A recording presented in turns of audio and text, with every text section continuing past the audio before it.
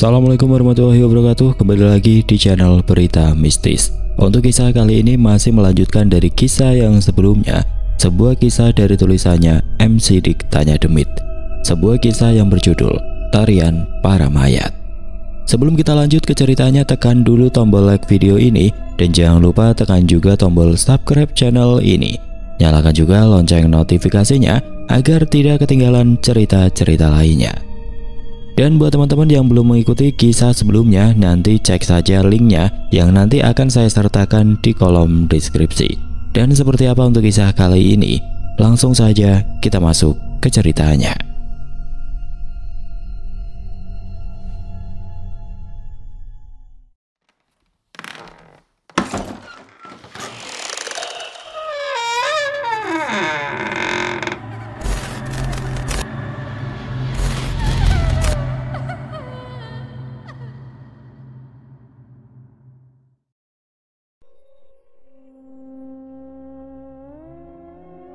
Matahari pagi akhirnya muncul, namun kali ini nampak enggan untuk muncul dengan sempurna dan hanya muncul di balik kabut tipis yang menyelimuti desa. Biasanya pagi di desa ini penuh dengan suara ayam yang berkokok, suara tawa dari anak-anak dan percikan air dari sumur-sumur warga. Namun di pagi itu semuanya sunyi, hanya terdengar langkah-langkah kaki yang berat di halaman rumah-rumah mereka. Mang Ohim, juga beberapa warga yang tersisa kini sibuk menggali lubang di tanah yang lembab. Mereka memakamkan para warga desa yang sudah tidak bernyawa atas kejadian kemarin. Tanpa banyak bicara, wajah mereka pucat. Bukan karena kelelahan atas apa yang sedang mereka lakukan, tapi juga rasa takut yang masih terpancar di dalam diri mereka semua. Apa yang terjadi semalam adalah resiko yang harus mereka terima. Hati yang ingin marah, benci, bahkan mengucap kata yang tidak pantas ada di dalam diri mereka masing-masing. Tapi mereka tidak bisa mengeluarkan itu dari dalam mulut mereka, apalagi terhadap keluarga Atmaja yang sudah menjadi penopang hidup mereka di desa ini. Mereka hanya bisa pasrah akan kehilangan keluarga mereka. Mereka hanya bisa meratapi nyawa-nyawa yang hilang di depan mata mereka semua. Dan mereka hanya bisa menguburkan mereka dengan cara yang layak di pagi itu. Beberapa warga yang selamat kini berdiri dari kejauhan, memandangi proses pemakaman itu dengan wajah-wajah mereka yang tegang. Sebagian dari mereka berharap bahwa ada anggota keluarga mereka yang melarikan diri dari desa akan kembali dan berkumpul bersama. Meskipun hingga pagi ini mereka tidak kunjung kembali, dan beberapa warga sudah mengambil sikap untuk meninggalkan desa setelah pemakaman ini selesai. Mang Ohim membakar sesajen yang ada di dekat pemakaman itu. Dia berharap bahwa mayat-mayat itu tidak akan menjadi para mayat dari keluarga Atmaja yang muncul kemarin malam. Asap tipis dari sesajen yang Mang Ohim bakar itu kini memenuhi udara, bercampur dengan bau anyir darah yang masih belum dihilangkan di beberapa tempat. Hati mereka nampak hampa. Mereka hanya bisa diam di dalam keheningan tanpa bisa melawan. Karena mau bagaimanapun mayat-mayat itu adalah keluarga Atmaja yang mereka hormati. Sehingga mereka hanya bisa menunggu keluarga Atmaja yang tersisa akan bertindak atas apa yang terjadi semalam terhadap mereka semua. Di dalam rumah besar keluarga Atmaja rupanya tidak kalah tegangnya dengan apa yang terjadi di pemakaman. Uwak Kusma nampak duduk di sudut ruangan dengan tubuh yang membungkuk. Wajahnya tampak lelah dengan catatan-catatan tua yang berserakan di lantai. Kertas-kertas itu nampak usang, penuh dengan tulisan tangan yang nyaris tidak terbaca oleh kedua mata. Dia membolak-balik halaman itu dengan tangan yang gemetar, sesekali menghela nafas berat, sesekali pula dia memegang keningnya sambil menggelengkan kepala di atas kertas-kertas tersebut. Sedangkan ibu nampak mondar-mandir di ruang tengah.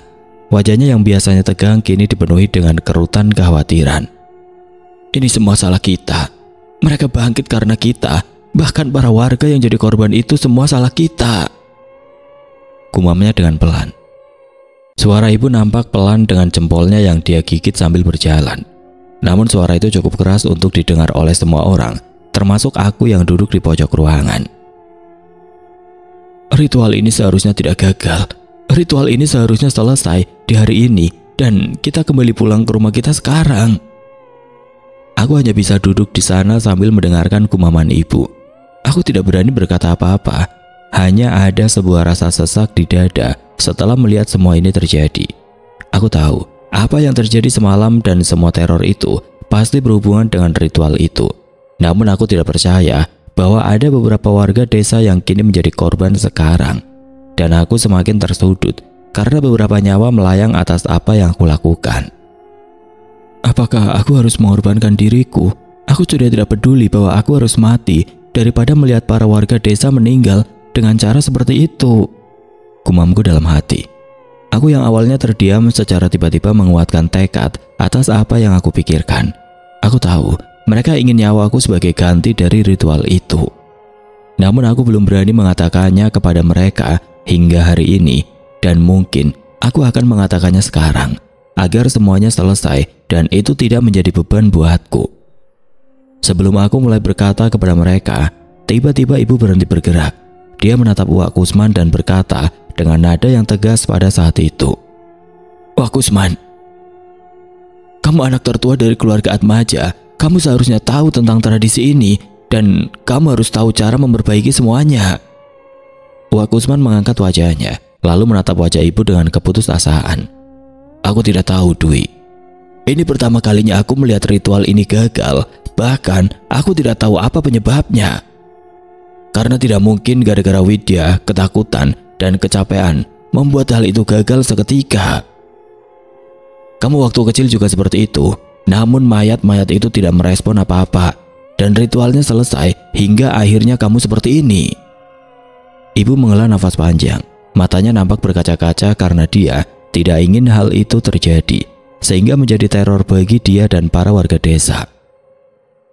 "Kamu dengar sendiri kan tadi malam? Gara-gara gagalnya ritual ini mereka bangkit. Mereka menyerang warga desa. Bahkan Ija bilang ibu kita Nyimas Mayang menggigit Bisri. Bahkan Widya berkata bahwa mereka muncul di rumah ini lalu menerornya sampai dia harus bersembunyi di dalam kotak gabah yang ada di gudang." Suaranya mulai pecah. Aku tahu meskipun ibu cuek dan dingin, tapi ada rasa khawatir yang mendalam di dalam dirinya. "Bagaimana ya ibu kita bisa berubah menjadi seperti itu?" tambah ibu dengan nada yang bergetar. Aku hanya bisa menunduk, memandangi lantai kayu yang ada di bawahku. Aku ingin berbicara untuk meminta maaf kepada mereka. Aku juga takut akan hal itu. Aku ingin menyelesaikan semuanya karena semua ini berawal dariku. Namun ketika aku ingin berbicara, lidahku seperti terkunci. Aku seperti bingung menjelaskan bagaimana hal itu bisa terjadi dan apa yang harus aku lakukan untuk menebusnya. Wak Kusman hanya mengangguk pelan. Dia tidak mampu menjawab pertanyaan ibu. Sebagai kakak yang lebih tua, dia memilih diam dan membolak-balik catatan tua itu, mencoba mencari sesuatu yang bisa menjelaskan apa yang sedang terjadi. Tapi setiap halaman yang dibuka hanya memberikan pertanyaan yang lebih banyak dari jawaban yang sedang dia cari. Tulisan-tulisan itu sebagian besar ditulis oleh bahasa Sunda kuno yang penuh dengan simbol-simbol yang sulit dipahami. Wak Kusman langsung menghela nafas panjang ketika dia tidak menemukan jawaban yang dia cari. "Aku bahkan tidak tahu kapan ritual ini dimulai. Ketika aku lahir, keluarga Atmaja sudah hidup dalam ritual-ritual seperti ini. Dan mereka para leluhur tidak memberikan alasan atas itu semua. Aku hanya tahu kita harus melakukannya dan menyelesaikannya sampai selesai. Karena kalau tidak..." Suara itu tiba-tiba terputus oleh suara langkah yang cepat dari luar rumah. Pintu rumah yang awalnya tertutup kini terbuka dengan keras. Lalu tidak lama terlihat seseorang yang masuk ke dalam rumah dengan tergesa-gesa. Semua orang termasuk aku sontak langsung melihat ke arah pintu. Dan di sana Mang Danar hanya berdiri dengan wajahnya yang merah. Bahkan dia nampak marah atas apa yang terjadi semalam. Dia tidak memperdulikan siapapun di ruangan itu. Dia langsung berjalan ke arahku yang ada di sudut ruangan dan menunjuk wajahku dengan telunjuknya yang gemetar. "Kamu! Semua ini salahmu!" Semua orang terkejut atas perkataan itu. Bahkan aku hanya bisa menatap wajahnya yang marah tanpa tahu harus berkata apa. "Istriku, bibimu, dia menghilang dan hanya meninggalkan noda darah," teriak Mang Danar dengan nada yang marah. "Dia hilang, Widya, dia hilang. Semua ini gara-gara kamu yang gagal dengan ritual itu, sehingga bibimu sendiri yang menjadi korban sekarang." Jantungku terasa terhenti. Aku ingin sekali menjawab pertanyaan itu, namun sepertinya perkataan maaf saja tidak akan cukup atas apa yang terjadi terhadapnya. Aku hanya bisa memandanginya dengan tubuhku yang bergetar hebat dan penuh tekanan di depan dirinya, tanpa bisa melakukan apapun untuk membela diriku sendiri. "Danar, tenang," kata Wak Kusman dengan nada yang datar. Ia mencoba untuk mengambil kendali dan situasi yang kacau ini. "Tenang!" Mang Danar seketika berteriak kepada Wak Kusman. Wajahnya semakin memerah dan penuh amarah yang membakar. "Kalau saja ritual ini tidak gagal, mungkin kita akan pulang sekarang. Tapi lihat apa yang terjadi sekarang.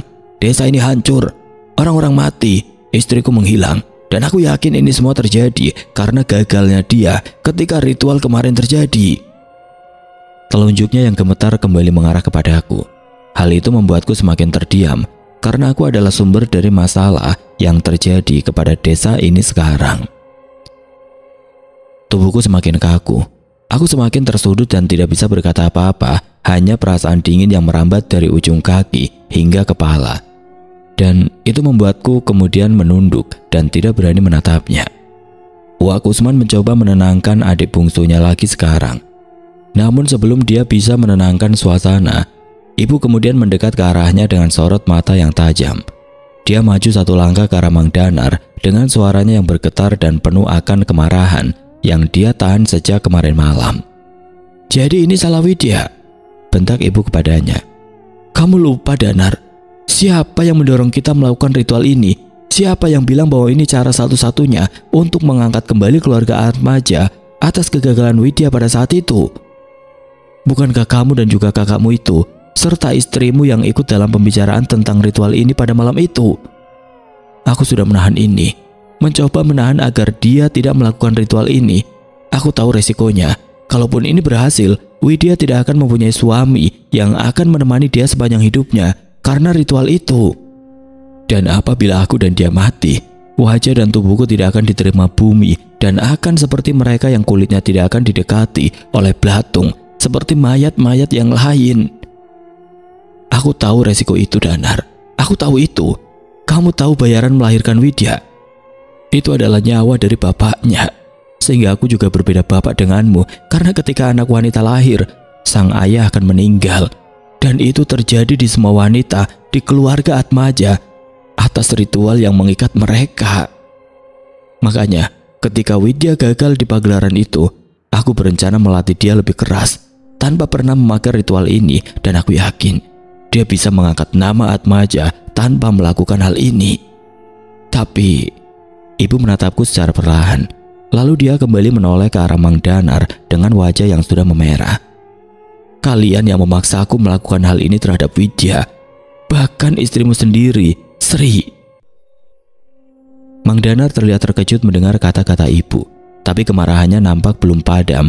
Dia hanya menggelengkan kepalanya dengan kasar dan mencoba untuk membela dirinya atas apa yang ibu katakan. "Aku tidak tahu bahwa ritual ini akan gagal, dan aku memaksa Widya karena aku tahu hal ini tidak akan terjadi seperti ritual yang sudah dijalankan selama beberapa generasi. Dan sekarang lihat apa yang terjadi pada istriku.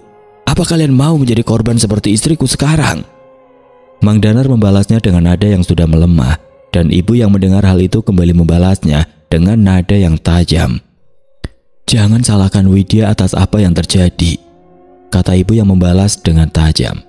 "Dia hanya menjalankan apa yang sudah kita sepakati.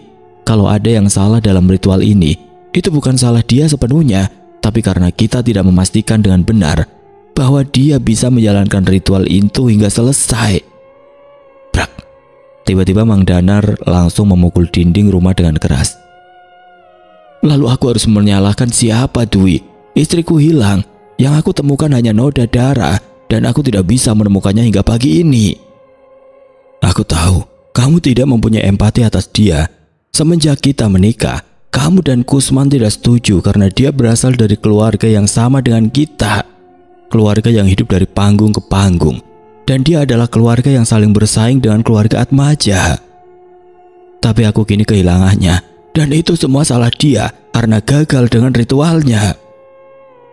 Ibu semakin marah mendengar hal itu. Bahkan dia semakin melotot dengan kedua matanya yang berkaca-kaca terhadapnya. "Anakku hanya melakukan apa yang sudah kita sepakati. dan gagalnya dia di luar dari apa yang kita pikirkan.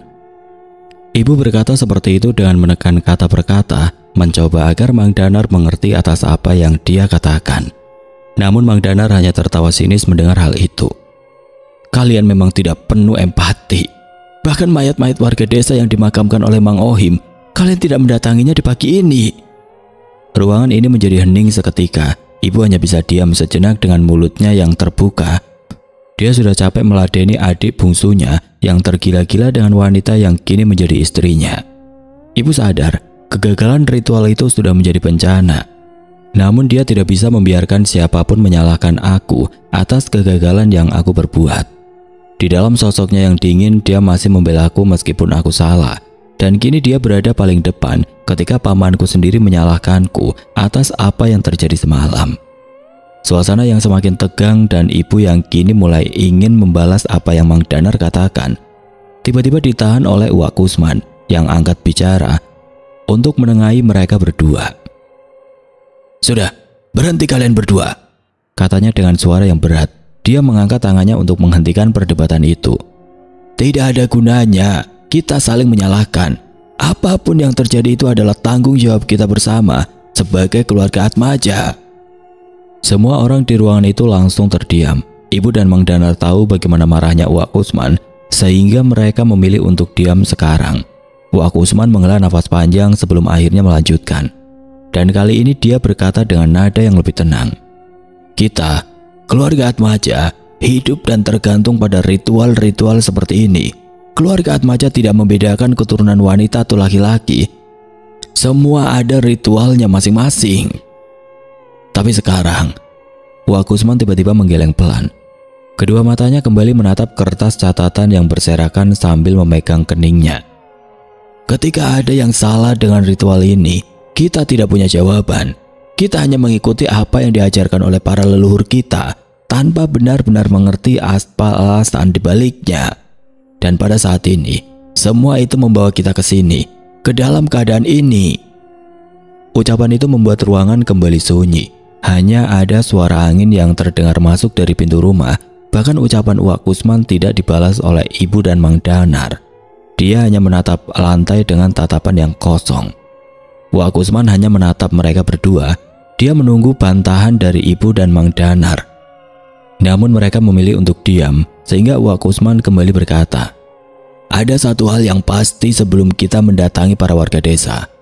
Mengucapkan bela sungkawa, termasuk mencari alasan kepada keluarga dari Sri atas apa yang terjadi kepadanya. Yaitu kita tidak bisa berhenti di sini dan ritual ini harus diselesaikan apapun yang terjadi." Ibu mengangguk secara perlahan, meski wajahnya tetap tegang. Lalu tidak lama dia bicara kepada Uwak Kusman. "Apa yang harus kita lakukan?"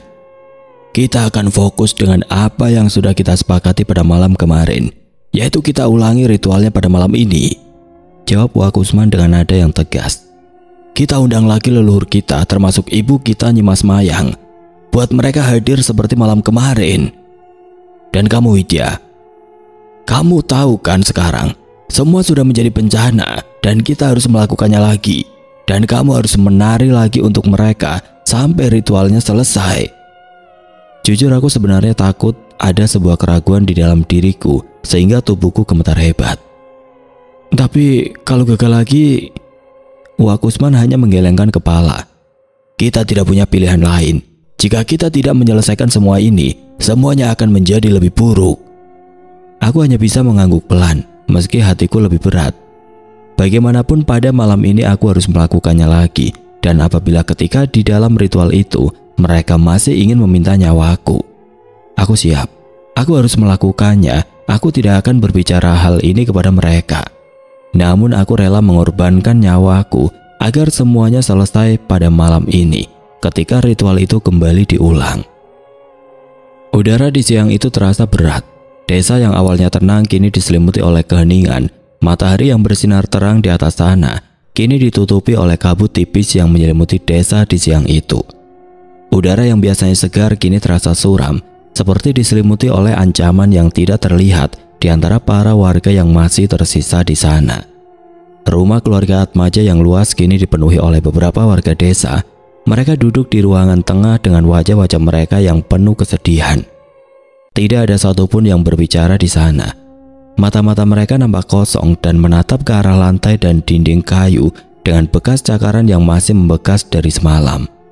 Tangisan anak-anak yang kehilangan salah seorang anggota keluarganya terdengar samar, dan para ibu-ibu yang berada di dekatnya kini berusaha menenangkannya dan membawanya keluar dari rumah. Wak Kusman berdiri di tengah ruangan. Tubuhnya nampak tegap meskipun wajahnya menyimpan kelelahan yang dalam. Cahaya dari jendela rumah menyinari sisi wajahnya, memperlihatkan guratan usia yang nampak lebih jelas dari sebelumnya. Dia melirik ke seluruh warga, lalu tidak lama dia melirik ke arahku dan ke arah ibu, serta Mang Danar yang duduk menjauh dari kita semua. Tidak lama kemudian dia menarik nafas panjang. Lalu setelah itu dia mulai berbicara di hadapan kita semua. Aku mewakili keluarga Atmaja, ingin meminta maaf kepada kalian semua atas kejadian yang terjadi. Mata Wak Kusman kembali melirik ke sekelilingnya, melihat wajah-wajah kosong tanpa ekspresi yang sedang memperhatikannya di siang itu. Apa yang terjadi semalam adalah tanggung jawab kita semua yang merupakan keluarga Atmaja. Aku tahu banyak dari kalian telah kehilangan atas apa yang terjadi. Ruangan itu tetap sunyi ketika Wak Kusman berbicara. Tidak ada yang berani berbicara atas apa yang terjadi semalam. Beberapa warga hanya mengangguk pelan dan menunduk tanpa berani menatap matanya. Mereka tahu hal ini adalah sebuah resiko hidup di lingkungan keluarga Atmaja dengan segala ritualnya. Ada sebuah aturan tidak tertulis bahwa keluarga Atmaja adalah sesuatu yang harus mereka hormati dan mereka agung-agungkan. Sehingga ketika mereka didatangi oleh para mayat-mayat dari keluarga Atmaja, mereka tidak bisa berbuat apa-apa meskipun anggota keluarga mereka kini menjadi korban. Mang Ohim yang duduk di sudut bersama dengan istrinya hanya bisa diam. Mereka hanya sesekali saling melirik dengan mata yang penuh duka. Sebagai orang kepercayaan dari keluarga Atmaja, dia merasa bertanggung jawab atas semua ini. Karena mau bagaimanapun, ada sesuatu yang membuat dirinya merasa bersalah, yaitu ketika mereka tidak segera mencari para mayat itu dan malah datang ke rumah keluarga Atmaja di saat desa sedang diteror oleh mereka.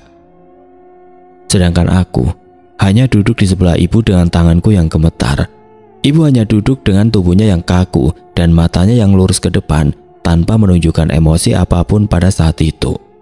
Aku tahu emosi ibu bergejolak di dalam dirinya, namun dia berusaha untuk menahannya karena dia tidak mempertahankan nama dirinya sebagai bagian dari keluarga Atmaja. Ini semua adalah kesalahan dari kita, keluarga Atmaja. Lanjut Wak Kusman yang kini menundukkan kepala sejenak sebelum melanjutkan perkataannya. Kita semua akan berjanji memperbaiki semuanya. Ritual yang kalian ketahui dan dilakukan selama turun-temurun di tempat ini akan diselesaikan pada malam ini.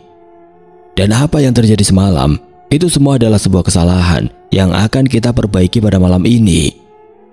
Beberapa warga desa saling bertukar pandangan. Rupanya beberapa dari mereka tidak mengetahui bahwa teror yang mereka alami semalam berasal dari sebuah ritual yang gagal. Hanya beberapa warga yang mengetahui hal tersebut. Beberapa di antaranya adalah warga yang membantu ritual itu dengan gamelan yang dia mainkan semalam.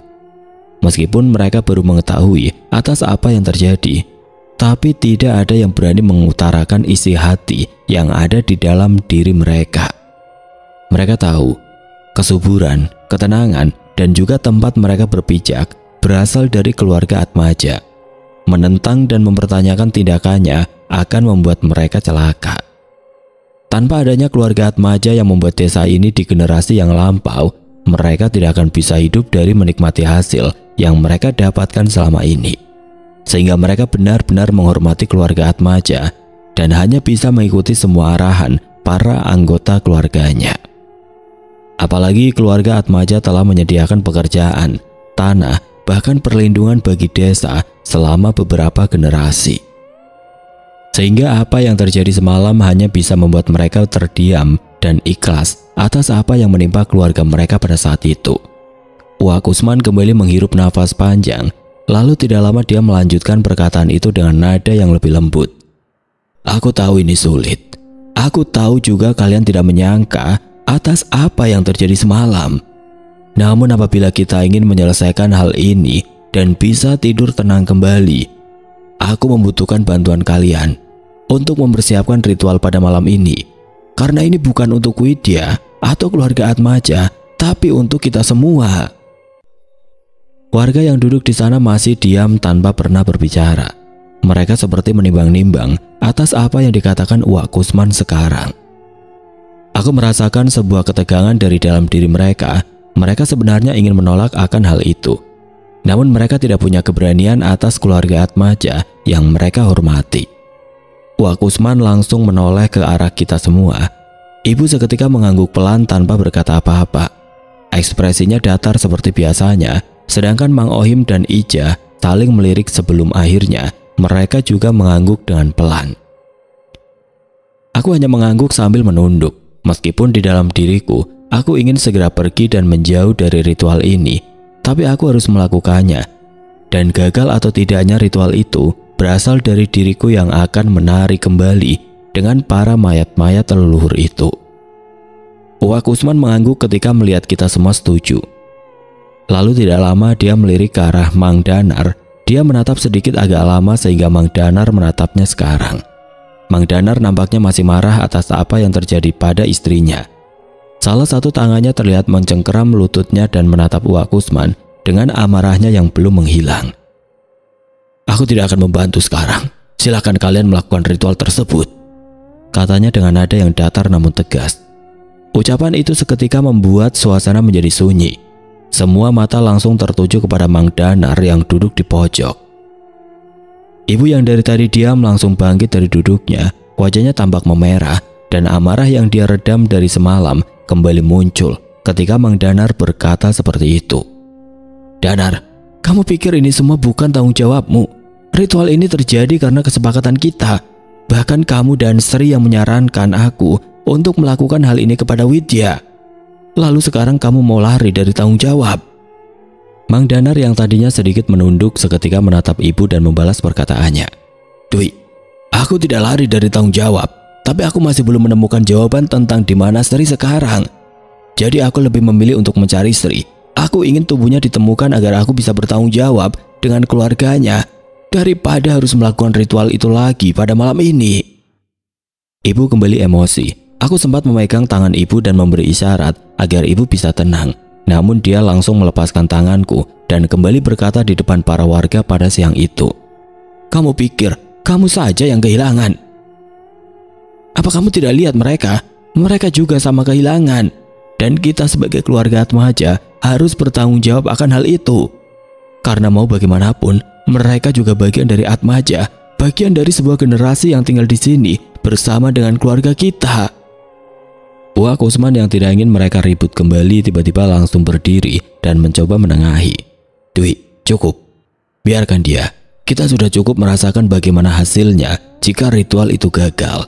Dan aku tidak akan memaksamu kembali akan ritual ini untuk kedepannya, kata Uwak Kusman yang berkata dengan tenang kepada ibu dan kepadaku pada saat itu.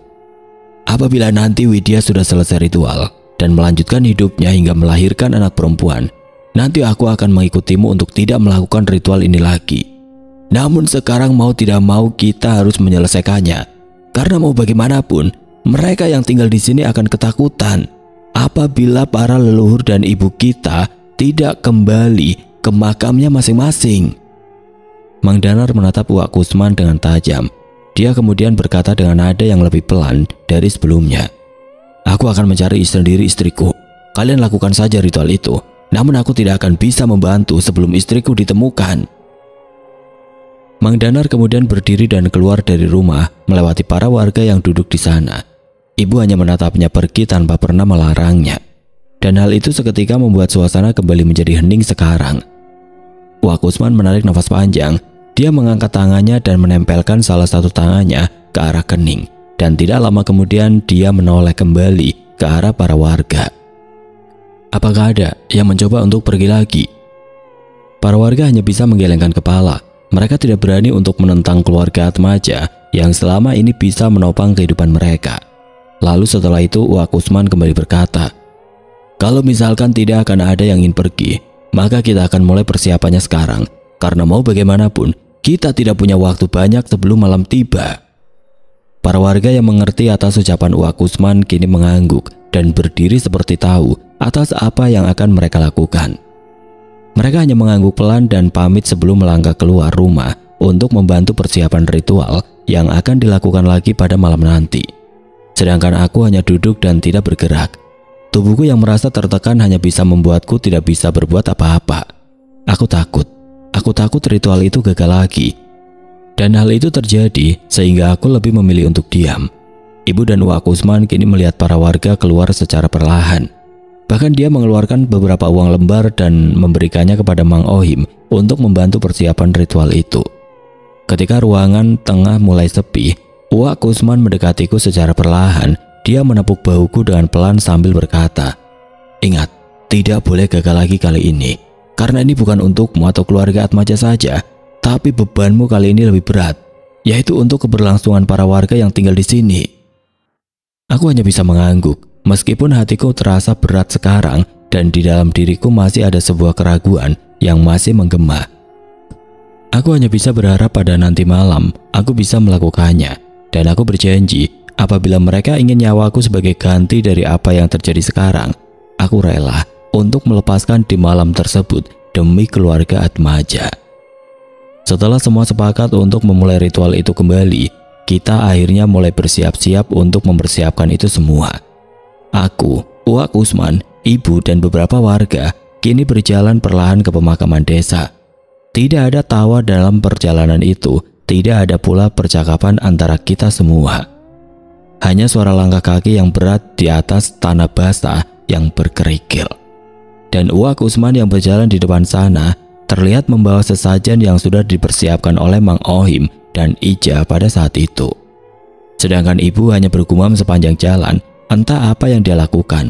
Apakah itu sebuah mantra atau sebuah doa agar semuanya berjalan lancar. Karena dari sorot matanya terlihat sangat serius sambil melihat jalanan setapak yang licin itu. Sementara Mang Ohim dan Ija kini membawa sebuah kendi berisi air dan Ija membawa sekresek bunga yang dia bawa di salah satu tangannya. Pemakaman umum itu terletak di pinggir desa. Letaknya di dekat hutan kecil yang sering dihindari oleh para warga. Tempat itu berbeda dengan pemakaman keluarga Atmaja. Tempat itu seperti tempat yang dipersiapkan khusus untuk para warga desa yang sudah meninggal. Pemakaman itu nampak sederhana. Batu-batu nisan sederhana berdiri seadanya, beberapa sudah ditutupi lumut dan hampir tidak bisa dibaca. Lalu di bawah pohon besar yang sebagian menaungi pemakaman, ada makam-makam baru yang merupakan pemakaman dari warga desa yang menjadi korban dari tragedi semalam. Sesampainya di pemakaman, Uwak Kusman berhenti di tengah, tepat di depan deretan makam-makam baru yang sudah tertutup rapat. Dengan gerakan perlahan dia meletakkan sesajen di atas anyaman tikar. Sesajen itu nampak lengkap. Ada kelapa muda, pisang, beberapa dupa yang menyala, lalu kopi hitam yang ada di gelas yang berisi kelopak bunga di dalamnya. Mang Ohim yang berjalan di belakang langsung maju dan mendekati Uwak Kusman. Lalu tidak lama dia menuangkan air yang sudah dicampur dengan bunga-bunga yang Ija bawa ke mangkuk besar yang letaknya di tengah-tengah sesajen. Tidak lama kemudian Uwak Kusman lalu berdiri dengan tegak. Dia langsung melipat tangannya di depan dadanya lalu berkata, "Kita akan memulai semua ini. Diawali dengan mendoakan para warga yang menjadi korban atas kejadian semalam." Uwak Kusman mulai melantunkan doa yang tidak aku mengerti. Suaranya terasa tenang namun terdengar sangat kuat. Suara dari Uwak Kusman bergema di antara pohon-pohon besar yang mengelilingi kita semua. Warga yang hadir pada saat itu secara serentak menundukkan kepala. Mereka seperti terbiasa atas hal seperti ini. Bahkan ada sebagian dari mereka yang memejamkan matanya bersamaan dengan asap dupa yang mengepul dan tercampur dengan aroma bunga yang menghiasi suasana itu. Mulut Uwak Kusman bergumam, bahkan beberapa kali dia mengangkat kedua tangannya dengan dupa yang diambil dari sesajen yang ada di depannya. Tidak lama kemudian Uwak Kusman kembali mengambil bunga yang Ija simpan di depannya. Lalu dia langsung menaburkan ke setiap makam yang ada di sana. "Kita serahkan kepadanya atas jiwa-jiwa yang sudah kembali ke tanah," katanya sambil melangkah secara perlahan dari satu makam ke makam lainnya. Aku memperhatikan hal itu dari belakang. Tubuhku gemetar karena membayangkan bagaimana mereka bisa meninggal atas apa yang kulakukan. Apalagi beberapa dari mereka pernah aku temui ketika sedang berkeliling dengan ibu. Mereka memegang tanganku, memujiku, bahkan berterima kasih karena aku akan menjadi penerus ibu ketika ritualnya selesai. Hal itu tentu saja membuatku tidak bisa menahan rasa bersalah. Bahkan hal itu membuat dadaku terasa sesak sekarang setelah mereka semua tiada atas kesalahan yang aku lakukan. Waktu semakin sore, kondisi desa Pangigelan kini mulai ramai oleh para warga yang membantu ritual yang akan dijalankan pada malam ini. Beberapa dari warga nampaknya tidak ikut membantu karena mereka ingin mencari keluarga mereka yang mungkin saja melarikan diri ketika kejadian itu terjadi. Wak Usman tidak melarang mereka, bahkan dia hanya memberi nasihat agar apa yang terjadi di desa ini tidak sampai bocor keluar desa, karena itu akan meruntuhkan keluarga Atmaja yang sudah dia jaga seumur hidup mereka. Mereka tampaknya mengerti, karena mereka tidak mungkin mengecewakan sebuah keluarga yang sudah membantu mereka selama beberapa generasi. Sehingga mereka berjanji apabila mereka sudah menemukan kerabat atau keluarga mereka akan kembali ke desa dan membantu keluarga Atmaja seperti sedia kala. Setelah beberapa warga pergi, warga yang masih bertahan akhirnya memulai menyiapkan semuanya. Di halaman belakang keluarga Atmaja, Wak Usman dan Mang Ohim nampak memimpin para warga untuk membantu mempersiapkan sesajen kembali.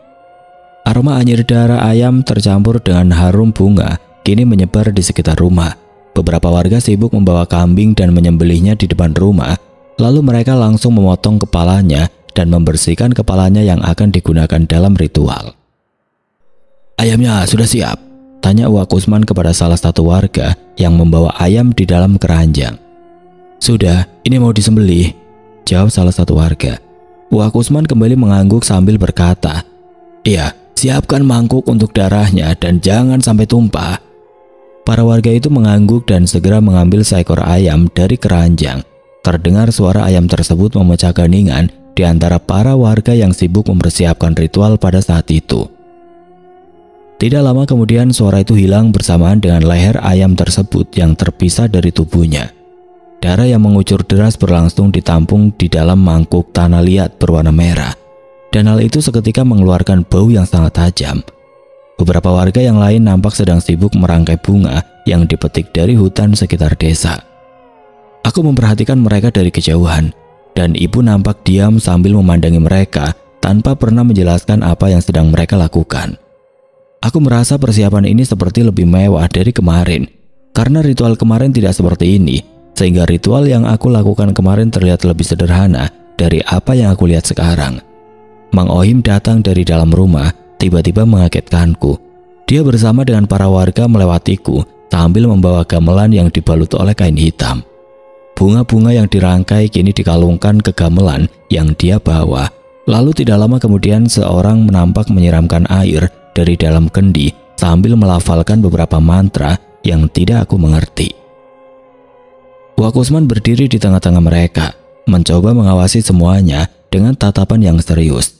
Lalu tidak lama kemudian dia berkata kepada semua warga, "Kita akan menarik jiwa-jiwa para leluhur yang mungkin pada saat ini masih terjebak di dalam tubuhnya yang entah di mana. Sehingga kita harus membuat sesuatu agar mereka datang dan melanjutkan ritual hingga semuanya selesai," katanya dengan nada yang tegas. Matahari akhirnya mulai tenggelam di ufuk barat. Warna langit yang awalnya tertutup oleh awan kabut yang menutupi desa kini nampak memerah. Para warga kembali berkumpul di depan rumah keluarga Atmaja. Semua mempersiapkan yang disiapkan sudah selesai. Sesajen, gamelan dan semua peralatan ritual sudah dibawa ke halaman depan. Sepertinya ritual kali ini berbeda dari apa yang dilakukan kemarin. Ada beberapa proses yang dilewati dan Wak Usman akan langsung mengajak ke area pemakaman sekarang untuk mempercepat ritual tersebut. Aku keluar dari rumah dengan pakaian jaipong yang kemarin aku pakai. Pakaian itu dilepas tadi pagi dan aku pakai lagi sore ini. Wak Usman kembali mengambil alih ritual yang akan dijalankan. Dia memastikan semua warga siap untuk membantunya dengan gamelan-gamelan yang sudah disiapkan. Wak Usman melirik kepadaku. Lalu tidak lama dia berkata kepadaku, "Kamu harus melakukannya sampai akhir, dan kejadian kemarin tidak boleh terulang hari ini. Ingat, mereka itu leluhurmu, nenekmu, buyutmu, serta orang-orang yang menjadi pondasi dari keluarga Atmaja, sehingga kamu tidak boleh takut atas apa yang kamu lakukan. Aku hanya mengangguk, dan setelah itu Uwak Usman langsung kembali melirik kembali ke Mang Ohim dan para warga yang ada di depan. Ibu yang ada di depanku bertanya kepada Uwak Usman karena dari tadi dia tidak melihat Mang Danar yang menghilang. Uwak Usman hanya meminta ibu untuk tenang dan membiarkan Mang Danar pergi untuk mencari istrinya yang entah kemana. Dia berkata bahwa yang paling penting adalah fokus dengan masalah yang akan mereka selesaikan di pemakaman keluarga Atmaja. Aku masih melihat ibu kesal dengan keputusan adiknya, namun karena kakak tertuanya sudah berkata seperti itu, sehingga dia tidak bisa membantah lagi dan mengangguk akan hal tersebut. Setelah itu Uwak Usman akhirnya berkata kepada semua warga. Dia berkata untuk mulai berjalan ke pemakaman keluarga Atmaja dan mempersiapkan semuanya. Aku mengikuti mereka dengan langkah yang berat, dan pada saat itu aku tidak menutup mataku kembali seperti kemarin karena ibu berkata mereka yang tidak ada hubungannya dengan ritual ini tidak akan mengganggu mereka semua selama di perjalanan apabila mereka berangkat di sore hari seperti ini.